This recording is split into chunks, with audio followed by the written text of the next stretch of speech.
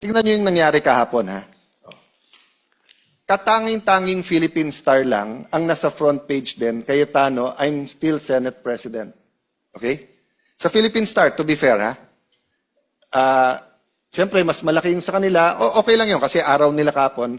Pero kasabay pa rin, Cayetano is still the Senate President. Okay. Tandaan niyo yung context na sinasabi ni Senator Marcoleta. Hindi naman martial law ngayon. Malayang pamamahayag. So, importante, tama impormasyon natin sa ating kababayan.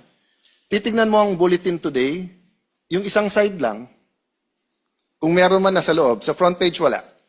Wala at all. Okay. Siyempre, yung isa sa pinakakilala at alam natin pinaka-credible, Inquirer, sila nandun, ang Alang Cayetano sa taas, ICC told of Alan Robin tied to Bato. Nagkaroon pa sila ng space para this Cayetano has palace backing, a new PTB boss. He's talking about yung bunso kong kapatid. No? Pero wala dyan po sa harap na Cayetano is still Senate President. Ganito din po sa Manila Times.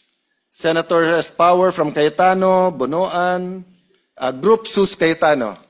So, news din naman po yan dahil I'm Senate President. Pero wala po dyan na Cayetano is still Senate President. Tribune, ganun din po. Complaints mount against Cayetano, Senate coup, pero nothing about Cayetano is still Senate President. No? Manila Standard, obstruction of justice filed versus Alan Robin Aplasca.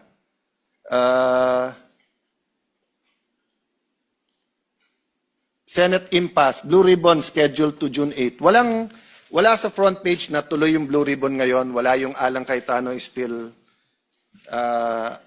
Malaya Business Insights. Alan Robin face obstruction raps over Bato's escape. Etc. No? So, what's my point here? If you were a Filipino abroad or sa mga online ka tumitingin, akala nyo legal at walang issue yung nangyari kahapon. Yun yung ibig sabihin. But again, sa mga reporters natin sa Senate, alam ko yung buhay ng reporter, they have to submit 6 to maybe 8 stories a day. Yung editor at yung naglalatag. Di ba?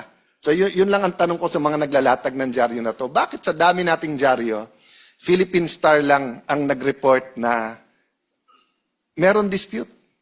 Meron nagsasabing si Cayetano pa rin ang Senate President at may nagsasabing may acting Senate President. No?